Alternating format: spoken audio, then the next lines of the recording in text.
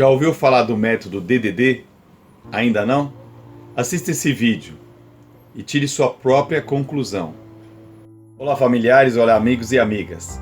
Para você cidadão que fala estou fazendo a minha parte, me encharco de álcool gel, use máscara, assim você me protege e eu te protejo, certo? Errado. Esse discurso de respeito ao outro, eu faço a minha parte, faça também a sua, que ouvimos todos os dias a toda hora, nada mais é que uma doutrinação em massa. Com a grande mídia comprometida com essas práticas, fica difícil para o cidadão que usa apenas os meios de comunicação para se informar, discernir o que é manipulação e o que é realidade. Vivemos hoje um cenário com informações antagônicas que nos leva a uma confusão mental e a dificuldade de estabelecer o que é verdadeiro do que é ficção. Fica complicado. Precisamos urgentemente compreender o cenário em que vivemos. Abaixo eu vou descrever, através de estudos, o método DDD.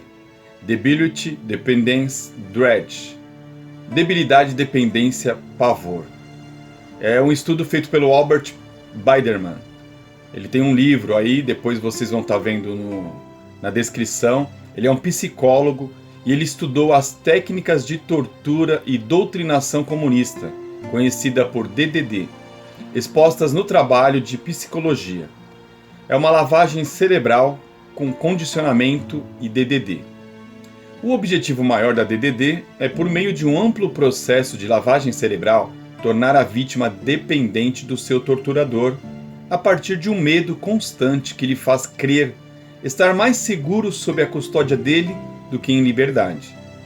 Mas o que mais chama a atenção nisso é que as táticas do método DDD são idênticas ao que se está impondo hoje, sob o pretexto de controle da pandemia. As técnicas identificadas foram usadas pelo comunismo. O método DDD está claramente sendo usado durante essa pandemia. Tirem suas próprias conclusões.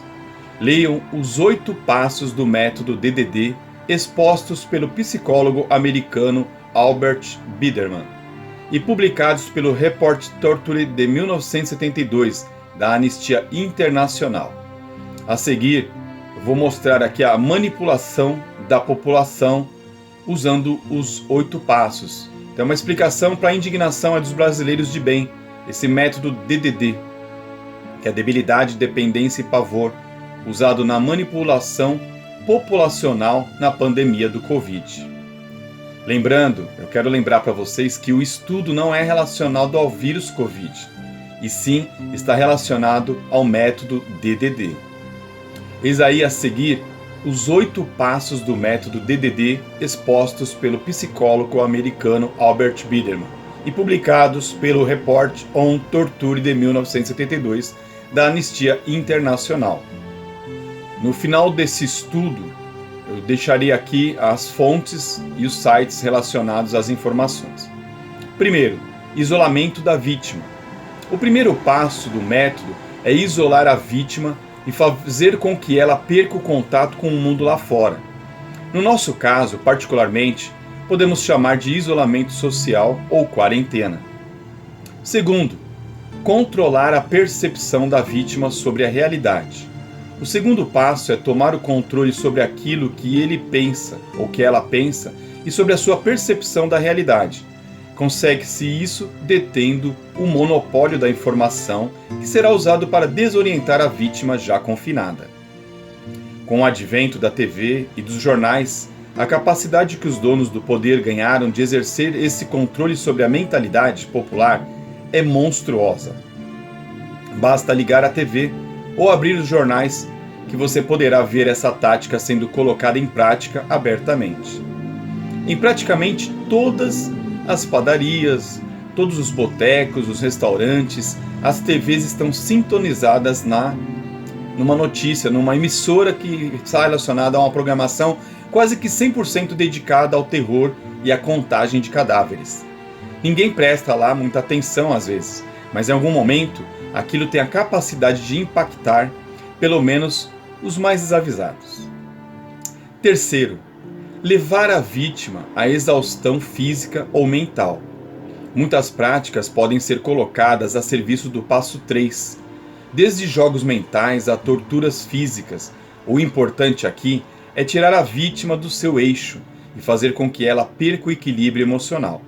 Nesse caso atual, não se fala em torturas físicas, o que indica que o estudo é mesmo mais antigo, mas está relacionado aos dias de hoje. Longos períodos de confinamento combinados com ócio forçado e cenários apocalípticos iminentes não seriam por acaso uma forma perfeita de alcançar a exaustão mental. Eles sabem que sim. Quarto passo: alimentar a ansiedade e o estresse com ameaças. Em seguida, vem o passo 4, que completa o terceiro no sentido de bombardear a vítima com ameaças e terrorismo psicológico. Isso, num campo de concentração, pode ser feito com ameaças reais de matar a própria vítima ou a sua família. Já em tempos de pandemia, o medo entra na nossa mente pelos próprios meios de comunicação que insistentemente repetem que as pessoas que mais amamos estão correndo sério risco de vida e podem morrer a qualquer momento. Aproveitam e lançam mais um pouco de culpa sobre o cidadão que tem pais idosos ou doentes. Se ele não obedecer direitinho e seus pais morrerem, será culpa dele. Além disso, o fechamento da economia coloca o emprego e a segurança familiar de milhões de pessoas em xeque, gerando cada vez mais estresse e ansiedade. De acordo com o Manual de Treinamento da CIA, publicado em 1983 no livro Human Resource Exploitation Training Manual, ou Manual de Treinamento e Exploração de Recursos Humanos, muitos psicólogos afirmam que a simples ameaça de induzir debilidades é mais eficiente do que a debilidade em si. Eventuais debilidades as pessoas aguentam, mas a ameaça é mais difícil, mais ou menos como a expectativa da viagem ser mais prazerosa que a própria viagem, só que com um sinal trocado. Quinto passo do método DDD: praticar indulgências ocasionais. Algumas concessões ocasionais podem ser firmadas para premiar a vítima e motivá-la a cooperar com os desmandos do torturador.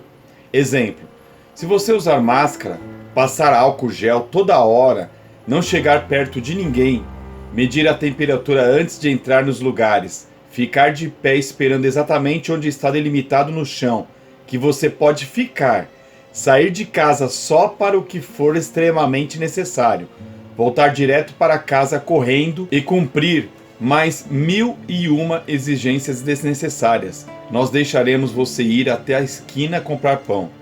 Entenderam como funciona a troca? Sexto, exibir manifestações de onipotência. Fechar a economia de países inteiros da noite para o dia. Passar por cima das leis e da Constituição. Mandar prender as pessoas só porque elas saíram de casa. Interferir na forma como as pessoas se relacionam e na dinâmica interna das famílias dentro dos seus próprios lares. Impedir as pessoas de casar, de ir às igrejas ou de dar um mergulho no mar. Pior, impedir as pessoas de acompanhar os funerais de familiares e amigos. Todas essas são demonstrações bem claras de quem é que manda. Sétimo, fomentar a degradação do ser humano. Punir publicamente de forma humilhante, arrastando cidadãos honestos como se fossem bandidos de alta periculosidade. A desobediência pode inclusive ser justificativa para entrar na sua casa e o expor como exemplo público. Isso mostrado continuamente faz com que o indivíduo acabe aceitando o destino imposto pelas autoridades, pois isso lhe causa menos danos que resistir. Resistir é inútil. Reduz o indivíduo à condição de um animal enjaulado, onde o tratador lhe trará o que for necessário para a sua sobrevivência. Oitavo, reforço das demandas triviais. O poder muda as regras de acordo com as necessidades do momento. Isso faz a vítima desenvolver hábitos de conformidade com as restrições impostas pelo sistema, que aplica regras minuciosas e punições rígidas e fora da realidade para quem as quebra. Mudam os discursos, criando jogos mentais para com os indivíduos. As permissões e a liberdade podem nos ser tiradas a qualquer momento, bastando que se crie um bom pretexto para isso. Pois esses são os 8 passos do método chinês de lavagem cerebral chamado DDD. Coincidentemente, todos eles estão sendo aplicados hoje a nível global, em um experimento de controle social tão monumental que a maioria das pessoas não consegue sequer vislumbrar que possa existir. E essa é a prova maior de que esse método não só está sendo posto em prática, sim, como está funcionando. Pois lembre-se do objetivo citado no início: por meio da doutrinação, tornar a vítima dependente do seu torturador.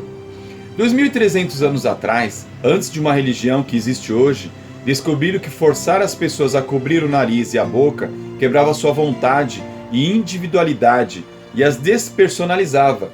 Isso os tornou submissos. É por isso que impõe a toda mulher desta crença a obrigatoriedade de uso de um tecido no rosto. A psicologia moderna explica isso. Sem rosto, não existimos como seres independentes. A criança se olha no espelho entre os 2 e 3 anos e é descoberta como um ser independente. A máscara é o começo da exclusão da individualidade. Quem não conhece sua história está condenado a repeti-la. Faça isso. Desligue a TV e pesquise, acorde, reaja e não se permita escravizar por essa doutrina do mal. Eu agradeço por você que assistiu até o final e que entendeu qual é o propósito e o que está acontecendo no mundo. Agradeço aí, fiquem com Deus, que o Senhor abençoe nossas vidas. Em nome de Jesus.